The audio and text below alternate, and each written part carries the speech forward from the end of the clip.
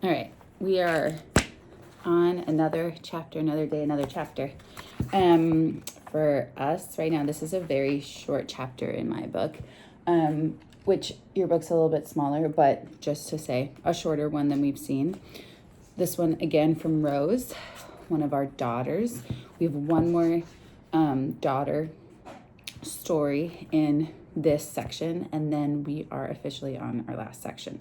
So 6 more chapters, including this one, but we are on our way. We'll probably be done by about next Monday, just for reference. I always find that the next one is quite sad, which is a Jingmei story, but we're not there yet. This one from Rose, titled Without Wood, wood being one of the elements that we keep seeing. If you're too full of earth, you're too full of this, you're too full of that. Wood being one of them, metal being one of them as well. I just want to remind you that Rose's last story that we read in the middle section was titled Half and Half.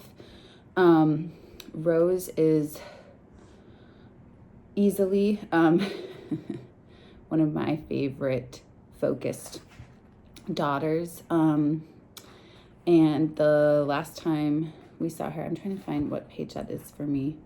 Goodness. There's Waverly. There's Lena's Voices in the Wall. Then it's Jingmei Two Kinds. And that's done. Where's Rose's? Where is Half and Half? Oh, there it goes. And so, of course, Rose's family has the story not only of her current situation with Ted, but also with Bing losing her little brother, as you know, and saw me sadly speak to you. So we're kind of picking up more, though, in this story, not her as a little girl, but her dealing with Ted and her divorce, and we're going to see what happens. So this is Rose, Shoe Jordan, Without Wood. I used to believe everything my mother said, even when I didn't know what she meant. Once when I was little, she told me she knew it would rain because lost ghosts were circling near our windows, calling woo, woo to be let in. She said doors would unlock themselves in the middle of the night unless we checked twice. She said a mirror could see only my face, but she could see me inside out, even when I was not in the room. And all these things seemed true to me. The power of her words was that strong. She said that if I listened to her later, I would know what she knew, where true words come from, always from up high above everything else. And if I didn't listen to her, she said my ear would bend too easily to other people, all saying words that had no lasting meaning, because they came from the bottom of their hearts, where their own desires lived, a place where I could not belong. The words my mother spoke did come from up high. As I recall, I was always looking up at her face as I lay on my pillow. In those days, my sisters and I all slept in the same double bed. Janice, my older sister, had an allergy that made one nostril sing like a bird at night, so we called her Whistling Nose. Ruth was Ugly Foot because she could spread her toes out in the shape of a witch's claw. I was Scaredy Eyes because I would squeeze shut my eyes so I wouldn't have to see the dark, which Janice and Ruth said was a dumb thing to do. During those early years, I was the last to fall asleep. I clung to the bed, refusing to leave this world for dreams. Your sisters have already gone to see old Mr. Chow, said my mother would whisper in Chinese. According to my mother, old Mr. Chow was the guardian of a door that opened into dreams. Are you ready to go see old Mr. Chow too? And every night I would shake my head. Old Mr. Chow takes me to bad places, I cried. Old Mr. Chow took my sisters to sleep. They never remembered anything from the night before, but old Mr. Chow would swing the door wide open for me, and as I tried to walk in, he would slam it fast, hoping to squash me like a fly. That's why I would always dart back into wakefulness. But eventually, old Mr. Chow would get tired and leave the door unwatched. The bed would grow heavy at the top and slowly tilt, and I would slide head first in through old Mr. Chow's door and land in a house without doors or windows. I remember one time I dreamt of falling through a hole in old Mr. Chow's floor. I found myself in a nighttime garden, and old Mr. Chow was shouting, "Who's in my backyard?" I ran away. Soon I found myself stomping on plants with veins of blood, running through fields of snapdragons that changed colors like stoplights, until I came to a giant playground filled with row after row of square sandboxes. In each sandbox was a new doll, and my mother, who was not there but could see me inside out, told old Mr. Chow she knew which doll I would pick. So I decided to pick one that was entirely different. Stop her, cried my mother. And as I tried to run away, old Mr. Chow chased me, shouting, "See what happens when you don't listen to your mother?" And I became paralyzed, too scared to move in any direction. I want to pause for a second. So we have the kind of without idea first, right? When it was talking on that first page, without this, without that. We have a sibling rivalry a little bit. And then we have here also a moment of direction, right? For direction. So we do have some nods to some other stories that we've read in this section specifically as well. And we'll see. The next morning, I told my mother what happened, and she laughed and said, "Don't pay attention to old Mr. Chow. He is only a dream. You only have to listen to me." And I cried, "But old Mr. Chow listens to you too."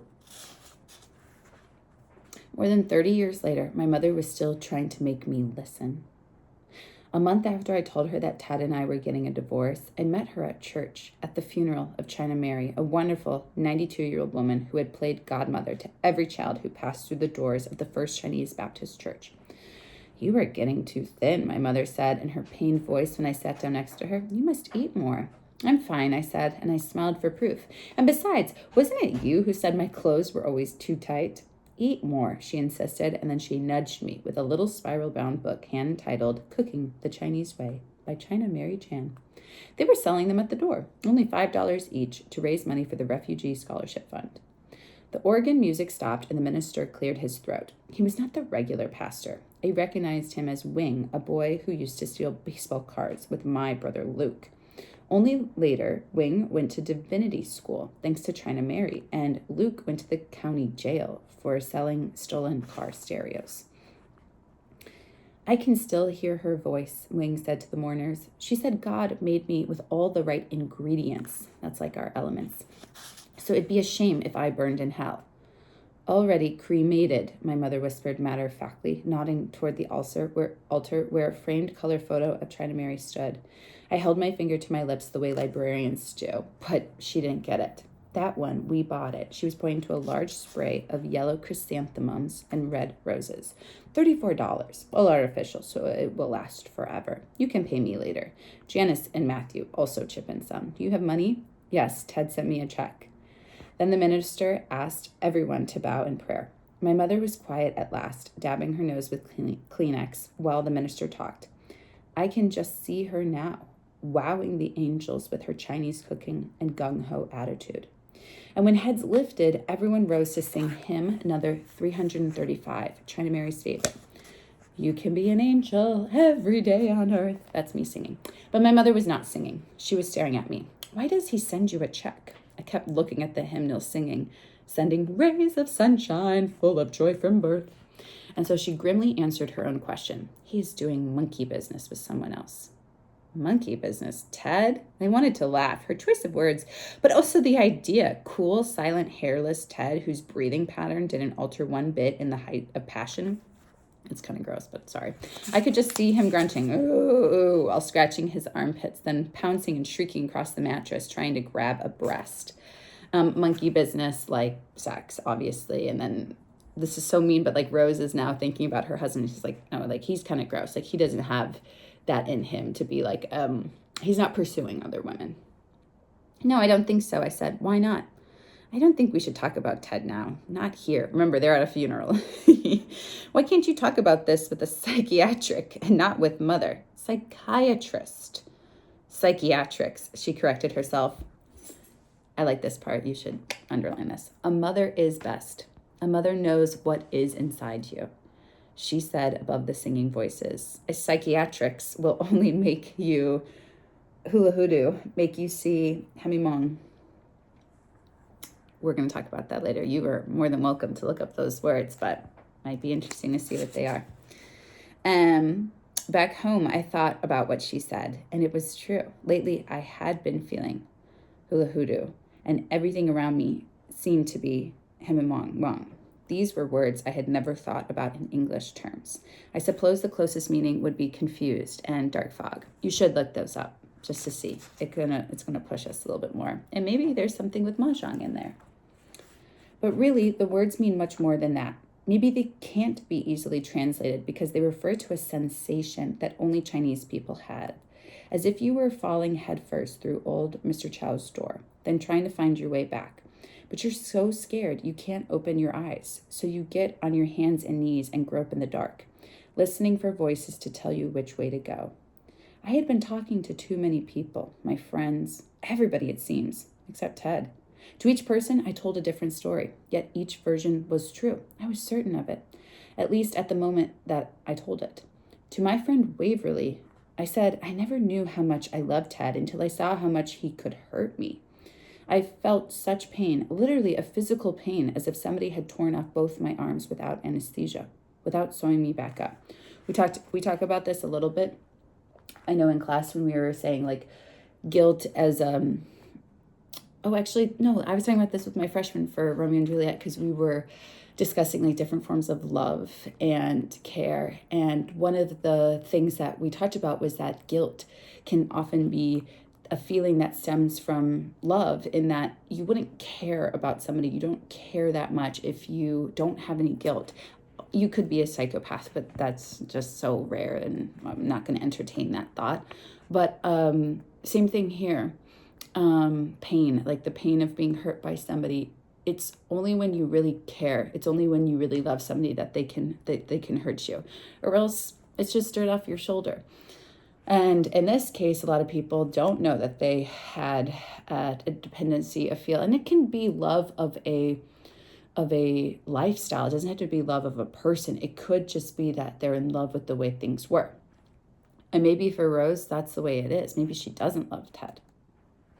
Let's see. Have you ever had them torn off with anesthesia? LOL. God, I've never seen you so hysterical, said Waverly. You want my opinion? You're better off without him. It hurts only because it's taken you 15 years to see what an emotional wimp he is. Listen, I know what it feels like. And she does. She's divorced, remember? To my friend Lena, I said I was better off without Ted. After the initial shock, I realized I didn't miss him at all. I just missed the way I had felt when I was with him. Which was what? Lena gasped. You were depressed. You were manipulated into thinking you were nothing next to him. I would. And now you think you're nothing without him. If I were you, I'd get the name of a good lawyer and go for everything you can. Get even. I told my psychiatrist I was obsessed with revenge. I dreamt of calling Ted up and inviting him to dinner, to one of those trendy who's places like Cafe Majestic or Rosalie's. And after he started the first course and was nice and relaxed, I would say, it's not that easy, Ted. For my purse, I would take out a voodoo doll, which Lena had already lent me from her props department. I would aim my escargot fork at a strategic spot on the voodoo doll, and I would say out loud in front of all the fashionable restaurant patrons, Ted, you're just an impotent bastard, and I'm going to make sure you stay that way. Wham! Do you know what impotent means?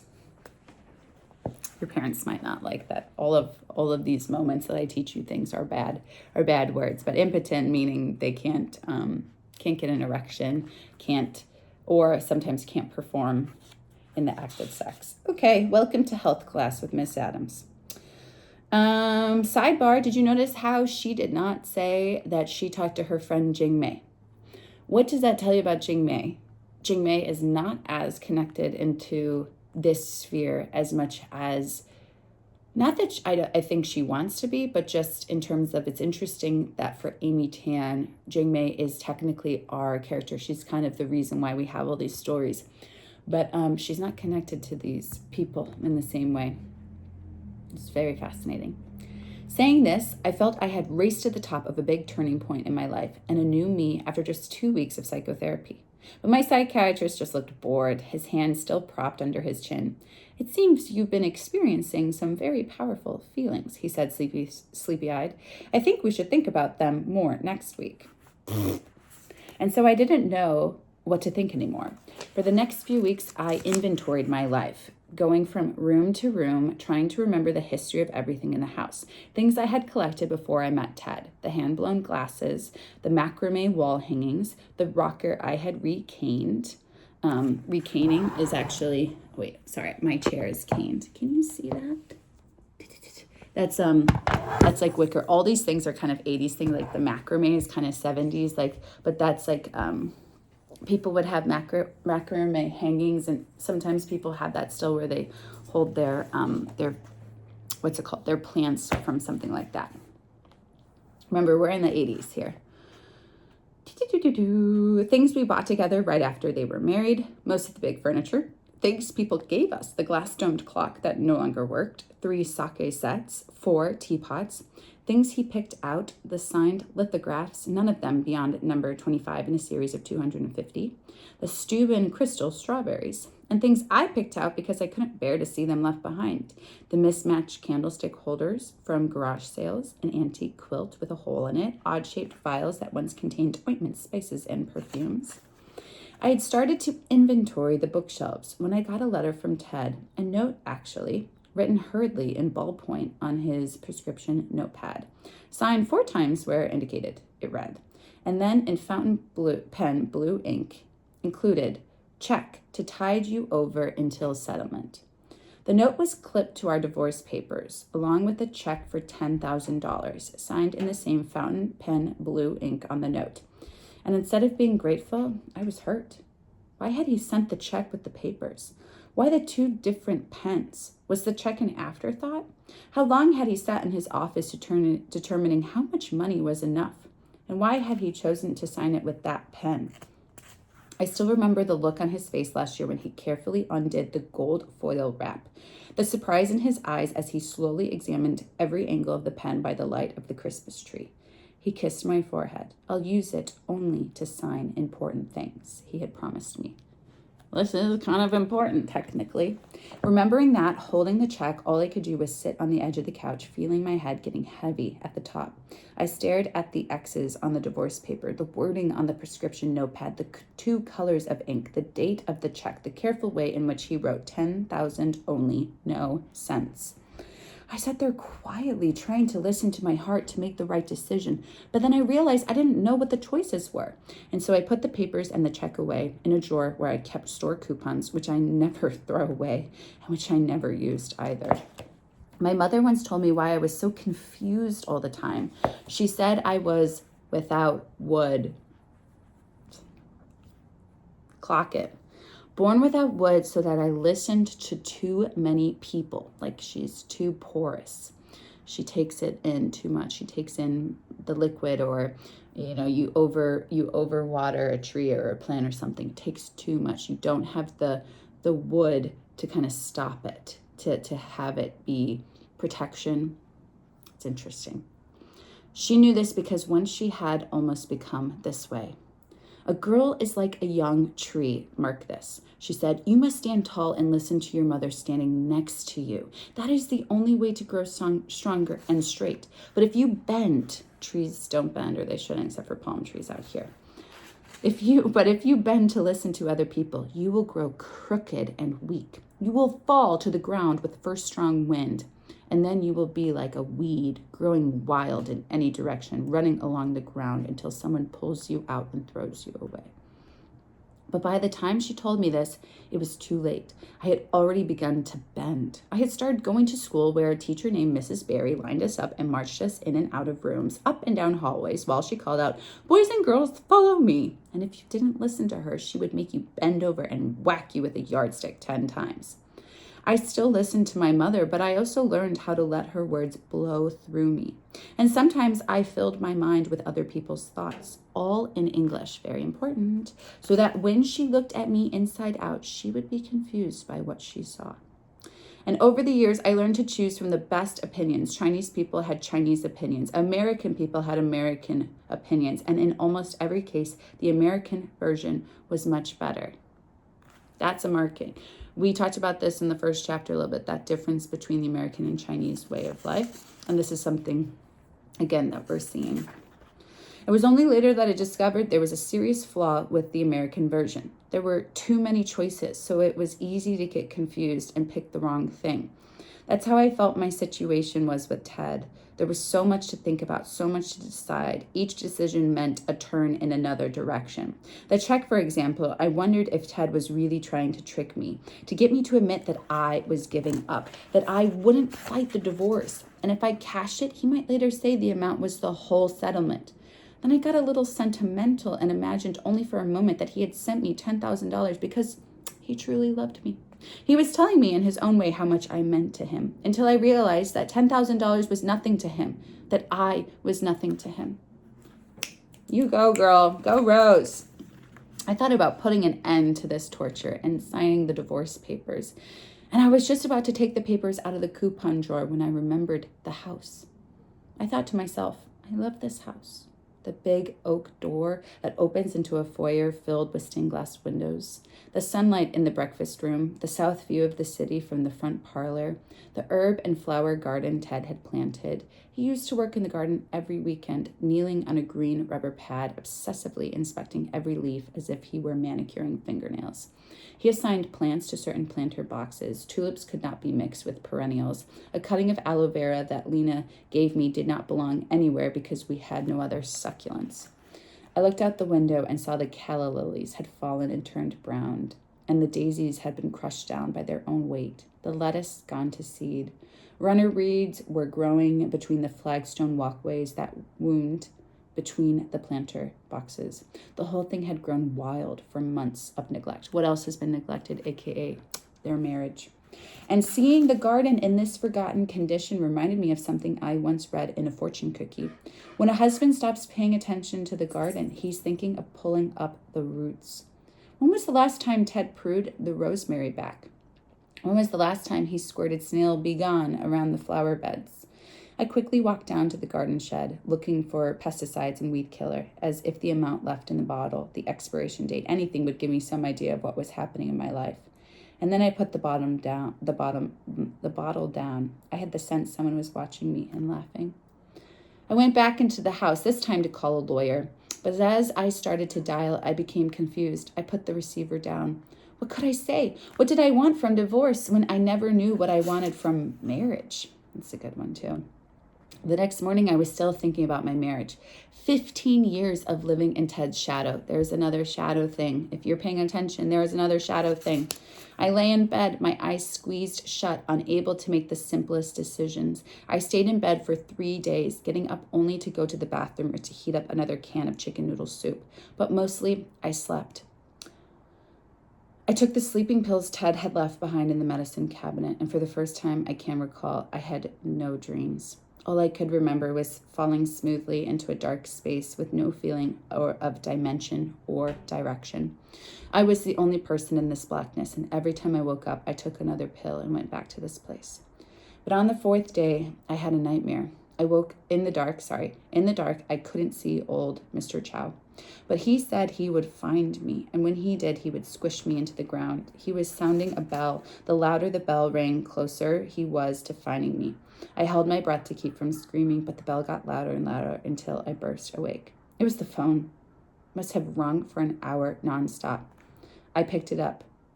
Now that you are up, I am bringing you leftover dishes, said my mother. She sounded as if she could see me now. But the room was dark, the curtains closed tight. Ma, I can't, I said. I can't see you now. I'm busy. Too busy for Mother. I have an appointment with my psychiatrist. She was quiet for a while. Why do you not speak up for yourself? She finally said in her pained voice. Why can you not talk to your husband? Ma, I said, feeling drained. Please don't tell me to save my marriage anymore. It's hard enough as it is. I'm not telling you to save your marriage, she protested. I only say you should speak up. When I hung up, the phone rang again. It was my psychiatrist receptionist. I had missed my appointment that morning, as well as 2 days ago. Did I want to reschedule? I said I would look at my schedule and call back. And again, here we go, a third thing. And 5 minutes later, the phone rang again. Where you've been? It was Ted. I began to shake out. I said, I've been trying to reach you for the last 3 days. I even called the phone company to check the line.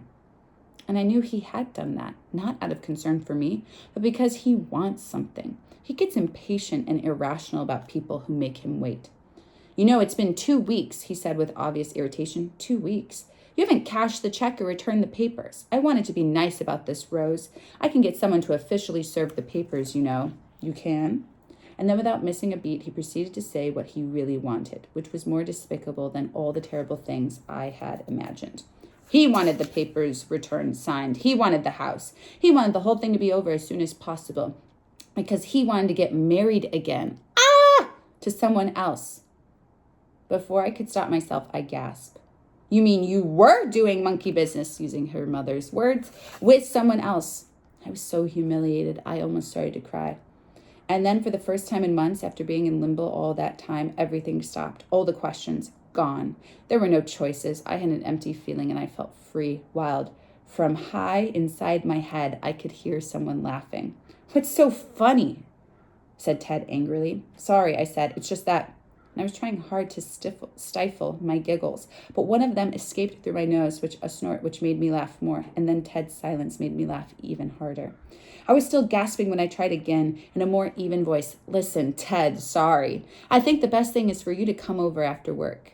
I don't know why I said that, but I felt right saying it. There's nothing to talk about, Rose. I know, I said in a voice so calm it surprised even me. I just want to show you something, and don't worry, you'll get your papers, believe me. I had no plan. I didn't know what I would say to him later. I knew only that I wanted Ted to see me one more time before the divorce. What I ended up showing him was the garden. By the time he arrived, the late afternoon summer fog had already blown in. I had the divorce papers in the pocket of my windbreaker. Ted was shivering in his sports jacket as he surveyed the damage to the garden. What a mess, I heard him mutter to himself, trying to shake his pant leg loose of the blackberry vine that had meandered onto the walkway. And I knew he was calculating how long it would take to get the place back into order. I like it this way, I said, patting the tops of overgrown carrots, their orange heads pushing through the earth as if about to be born. And then I saw the weeds. Some had sprouted in and out of the cracks in the patio. Others had anchored on the side of the house, and even more had found refuge under loose shingles and were on their way to climbing up the roof.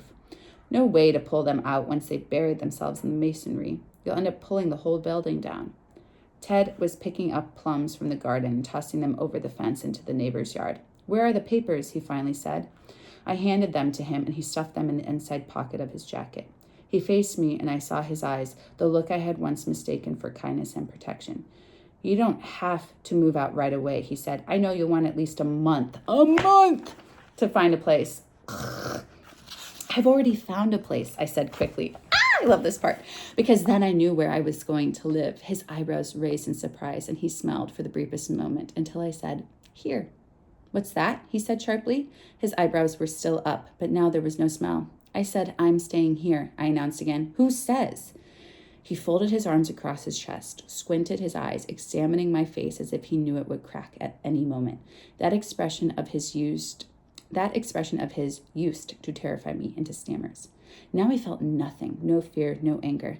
I say I'm staying, and my lawyer will too, once we serve you the papers, I said. Ted pulled out the divorce papers and stared at them. His X's were still there. The blanks were still blank. What do you think you're doing? Exactly what? He said. And the answer, the one that was important above everything else, ran through my body and fell from my lips. You can't just pull me out of your life and throw me away. I said what I wanted, his eyes confused and scared. He was hula hoodoo. The power of my words was that strong. And remember, the fog is out around them. That night, I dreamt I was wandering through the garden. The trees and bushes were covered with mist, and then I spotted old Mr. Chow and my mother off in the distance, their busy movements swirling the fog around them. They were bending over one of the planter boxes. There she is, cried my mother. Old Mr. Chow smiled at me and waved. I walked up to my mother and saw that she was hovering over something as if she were tending a baby. See, she said, beaming, I have just planted them this morning, and some for you and some for me. And below the hemamong, all along the ground, were weeds already spilling out over the edges, running wild in every direction. One thing I would tell you right now, go back to see Rose's last chapter. See where her growth is. We saw a lot about ghosts, We saw a lot about balance, even though it didn't say that word balance. Balance is everywhere. We saw a lot about listening and honoring our mothers. We saw things back against the shadow.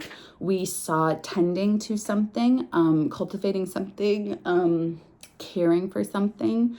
But I would go back and look again at Rose's last story.